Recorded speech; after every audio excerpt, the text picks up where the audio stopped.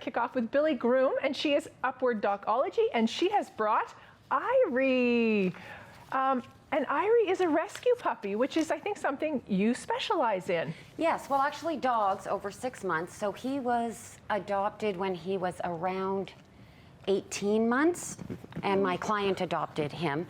He came from Northern Saskatchewan in 2015 because of the fires. And so the PAC project brought him down, and then my client adopted him when he was about, 18 months.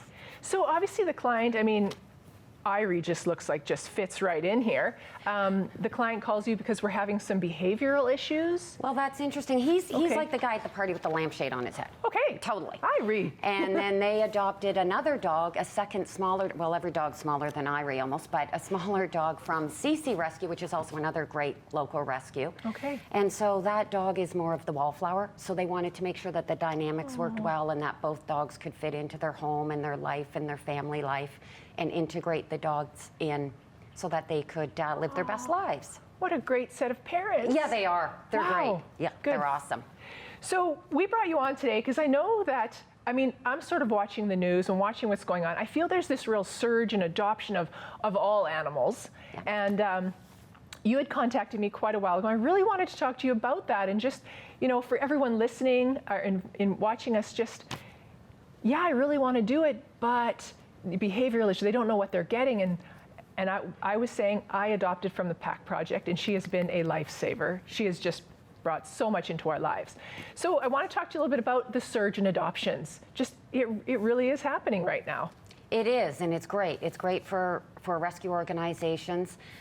They, adopting puppies is popular. People like it because it's, the puppy training's fairly standard, and it goes really well, but people can be hesitant to adopt a dog over the age of 6 months, which is, I only work with dogs over the age of 6 months. So they just might be a little bit hesitant on how's that dog going to fit into my lifestyle, or based on, a checkered past perhaps, is that going to have any effect?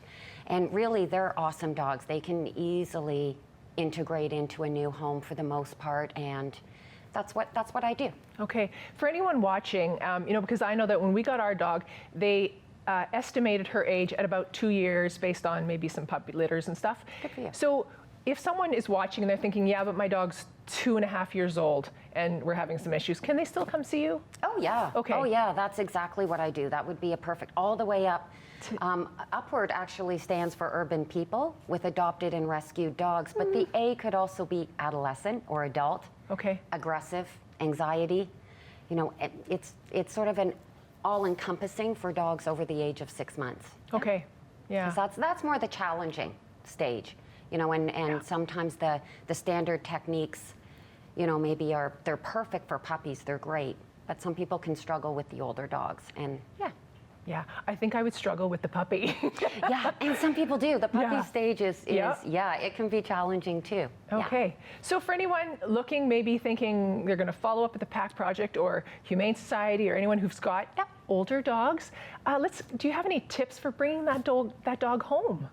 Yeah, well, there's lots out there. I think the fosters really provide a lot of information. They are a wealth of information. So if they have the ability to ask the foster just some questions and learn a lot about the dog, because these dogs do have a past, so it's important to learn about what they're like. Whereas a puppy, maybe you're starting more with a clean slate, but because an older dog has a past doesn't necessarily mean it's bad. It's just good to learn about it. Yeah. So something that's really common for a foster to do, a lot of fosters really like doing basic training.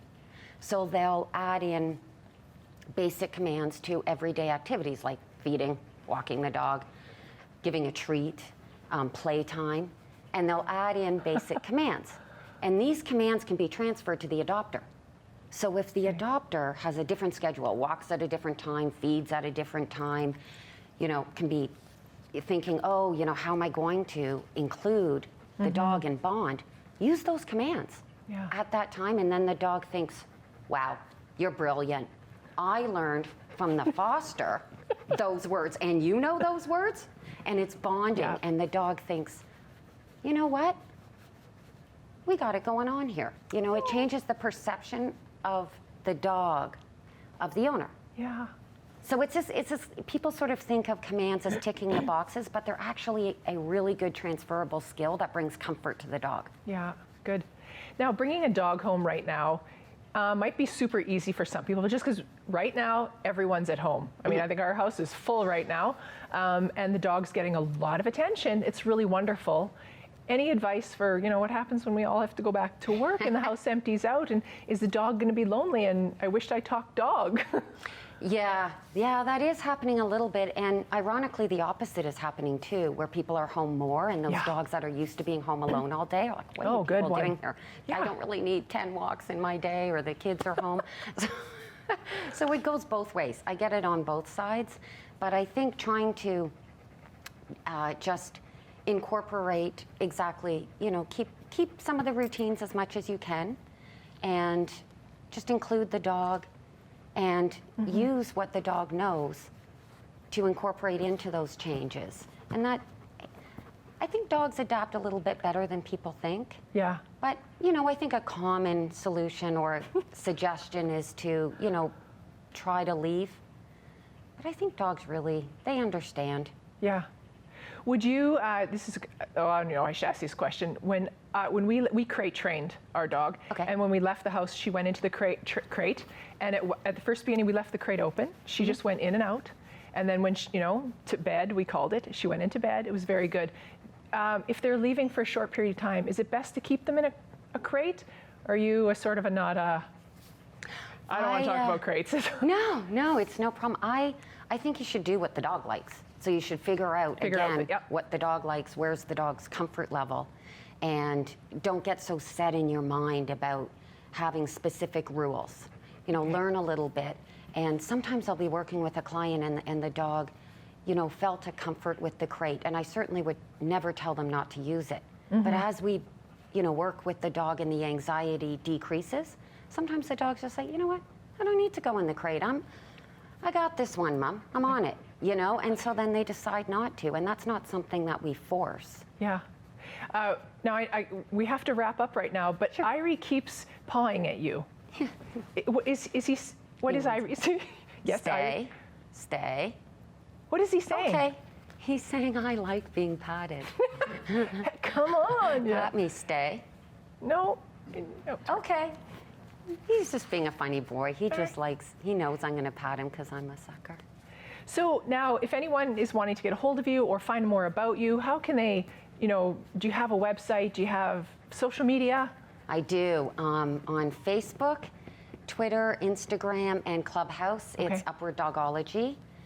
Actually, Clubhouse is Billie Groom. Sorry. Clubhouse is Billie Groom, and LinkedIn is Billie Groom. Good. But yeah, and then my website is www.upwarddogology.com. I also have a podcast. It's Upward Dogology.